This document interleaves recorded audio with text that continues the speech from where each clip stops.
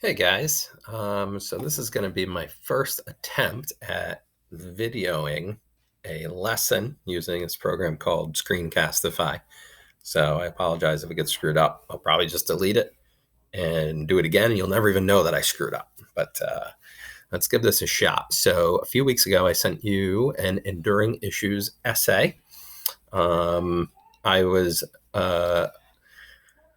annoyed with the setup of how that essay looked, and I didn't think it would be really fair to have you go ahead and write it, having never really learned how to do them. But I wanted you to have it because I knew that this moment would arrive where I'd be able to explain it a little bit better. So bear with me here. This is the Enduring Issues essay that you're looking at on my screen. I'm highlighting. This is the essay that I sent you. I did reorganize a little bit. I took the essay prompt, which was located towards the end of your booklet, and I moved it to the beginning so that you can actually see what the assignment is before you start looking at those documents. That may have been confusing. So I just reordered that. So here is the Enduring Issues essay prompt.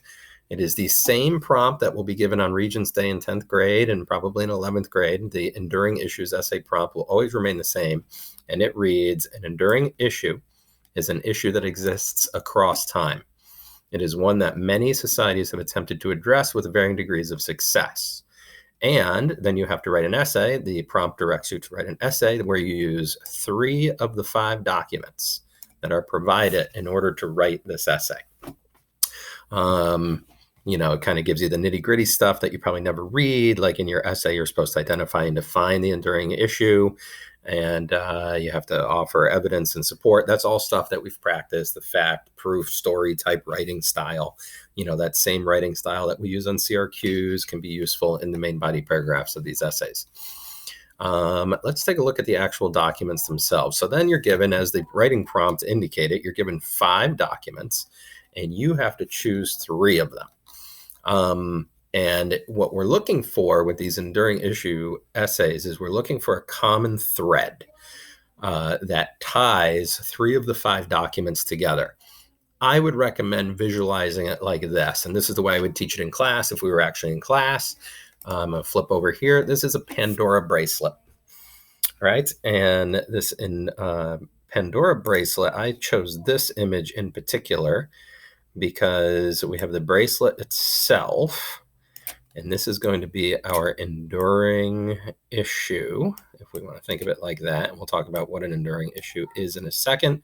It's basically the thread, which is why I like using this sort of bracelet thread or a loop as an example. The enduring issue is the thread that will tie 3 of the 5 documents together.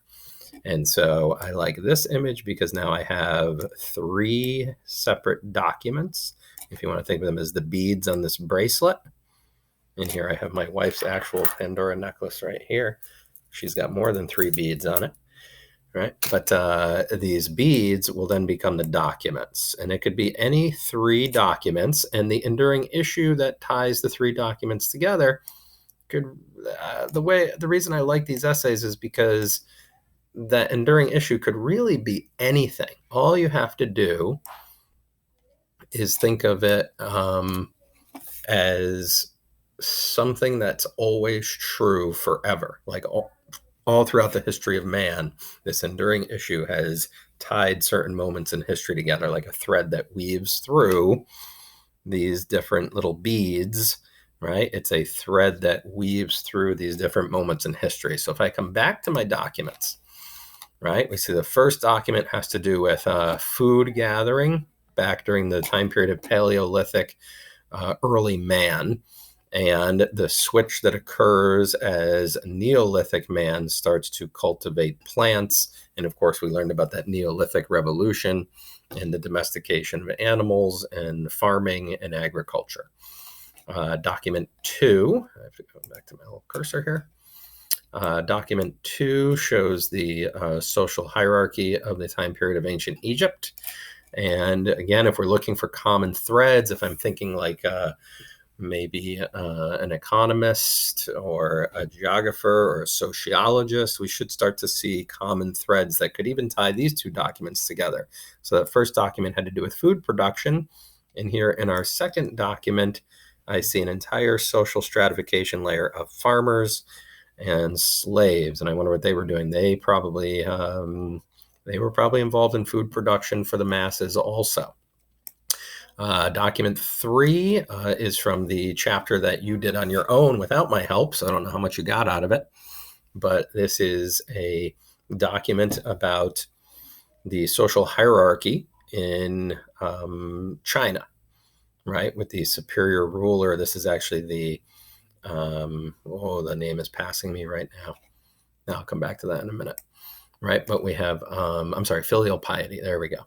So this is the filial piety that you read about on your own. And so if we're looking for common threads that can tie documents together, document 2 shows a social hierarchy, and document 3 also shows a social hierarchy. And you could talk about the power that the leaders have in the social hierarchy, and maybe that power is uneven. Maybe there are inferior people, as both document 2 and 3 show.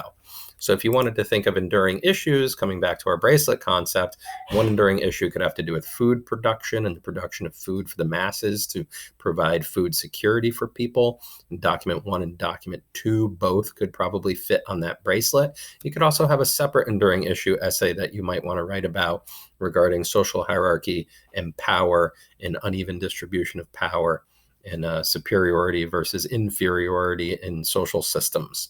And document 2 and document 3 would both fit on that type of an enduring issues bracelet. So that kind of like kicks you in the right direction, I think. As you go down to document 4, we have another sort of, this is a painting of the feudal system in Europe. Again, a topic that you just covered in the last unit without me, but hopefully you were doing your homework and picked up enough information to understand something about it. So this is the feudal system with castles. Again, you've got your farmers and food production in the fields. You have some technology back here with boats.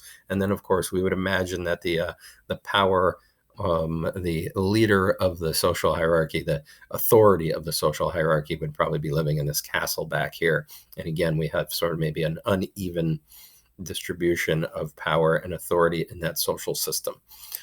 Document 5 is a sort of lengthier piece about Muslim life in Spain during the age of Islam spreading across northern Africa and into Europe.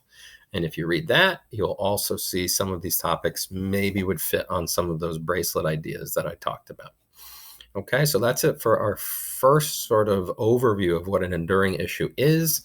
I'll be back in another video to talk about the Mad Lib essay structure that I included, and we'll talk about how to fill in that Mad Lib essay structure and give it your best shot at completing an essay using these thoughts. All right, guys, see you in a bit.